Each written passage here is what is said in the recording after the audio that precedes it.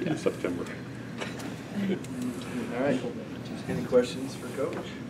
Just talk about your initial reaction when you heard Taysom Hill was coming back. Excited. I'm happy for him. I know, he's put a lot of work in and effort, and last year was very disappointing. So I'm happy for him personally, and happy for the team.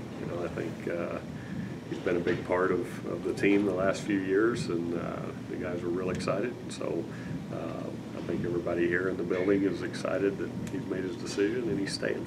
Do you know if he'll play in spring practices? I do not believe he will. He'll be limited.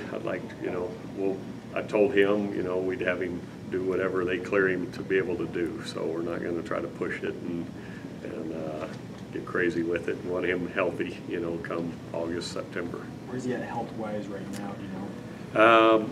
He's been working out. He's able to kind of walk on it and, probably a little light jog. But overall, I think he's, working through the soreness after a workout, some of those things. But it's starting to, come along. So, big thing is just, take your time with it and make sure it's right.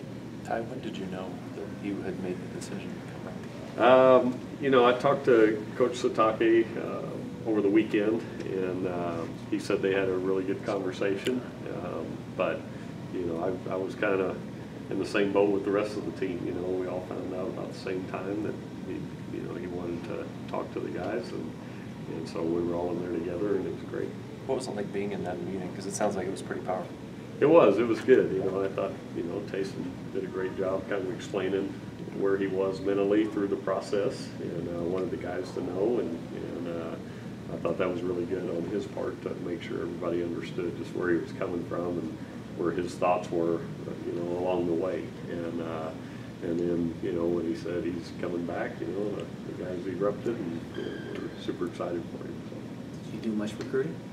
Oh yeah. He was, he was getting recruited from all different sides, and so we were part of that. We talked to him several times, and Coach had his wife come in even one time, and just to make sure everybody knew, what was going on. We were all on the same page. So, we definitely wanted him here, and I feel like, he's earned that right to be able to come back and give it another shot. Do you envision him playing quarterback in the fall or some other position? No, quarterback all the way. It's not easy to jump into another position. It's a different mindset if you're trying to play running back or receiver or tight end, whatever it is. That's always a hard thing for any position to try to jump right in and play another one. So he'll be a quarterback, and it'll be a big part of what's going on. Open competition with that? Yeah, nobody's been promised anything. So, I know he's a competitor, Tanner's a competitor, Bo's a competitor, Coy's a competitor. Everybody wants to play. And so, Coach has said we'll play the best 11, and, we'll go from there. So, they'll all get their reps and get some time, and, it'll be the best guy will play. So, Tanner's obviously had a great year last year.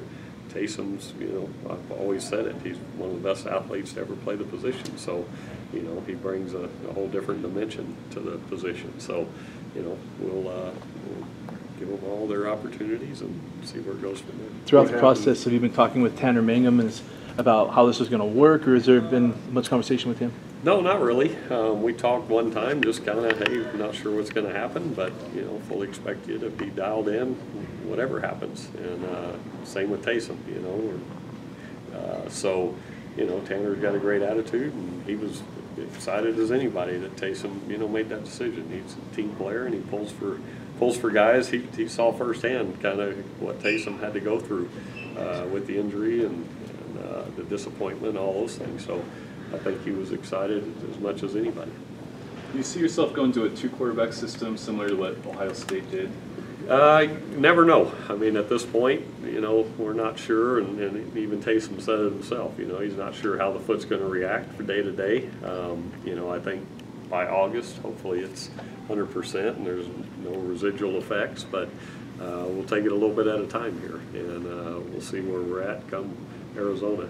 Nobody's going to name a starter right now and tip your hand with everything that's going on. You know, it's kind of nice to have that, you know, kind of, you know, shock factor when you first show up for the first game and nobody really knows what you're going to be running. Would Tanner have a leg up simply because he participates in spring ball, Taysom's unable to go? No, I don't think so. You know, spring ball for us will be an evaluation period. It'll be kind of get the basics in, and then, you know, we can build from that when we get to the regular season. So, you know, we'll work fundamentals and all those things, but, you know, I think this spring will be a little bit different than most because coaches are new and we're getting to know the players and a new system. So, you know, it'll be scaled back a little bit compared to normal, and I don't see that really being a factor going into August at all. Too early to say how it'll turn out, of course, but do you hope this turns into a handful for opposing defensive coordinators, however it turns out? Yeah, definitely. You know, I've always said two's better than one, and you know, so you know, whoever's in the game, we expect them to play at a high level and to be able to compete and play the game. And so I know both guys can do that. You know, they've proven it, and for me, it's, you know, it's great to have those, you know, two guys with experience. Most programs don't have that, so we're in a great situation just with the experience we have coming back. Can you talk How about does Taysom's skill set affect you as a play caller? Well, you know, we talked about that. You know, number one is keeping the quarterback healthy, whoever that is, and you know, I don't envision him running as much as he has in the past, but you know, you never know when the games start.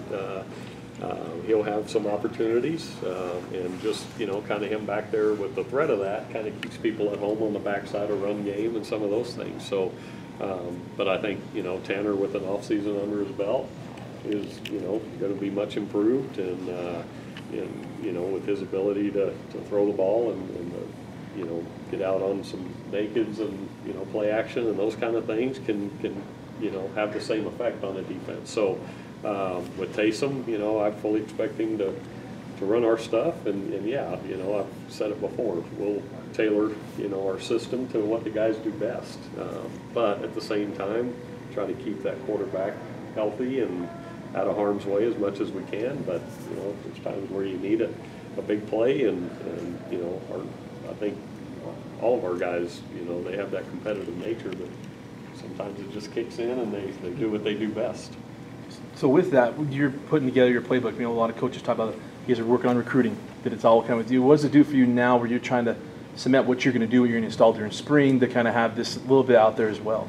No change. I mean, we're going to be under center for the most part during spring practice. We only have 15 practices, and you know, we need to work under center. You know, they haven't done a lot of it in the last few years, and so I've told, you know, a few of them today that expect us to be under center a lot more than in the gun, and come regular season we may modify that, you know, but I think this gives us a chance to really work under center for, you know, whoever is in there at the time, you know, and just kind of develop that mindset a little bit more. What was your pitch and Kalani's pitch to Taysom that you think ultimately made him pick BYU over the other suitors? You know, just that, you know, he's put the time in here, and, you know, kind of see it through, you know, and let him know that he's won it. You know, we want him here, and he's, you know, going to be, you know, have an opportunity to be successful, and we're going to give him an opportunity to run a pro-style offense that if he does want to play at the next level and he,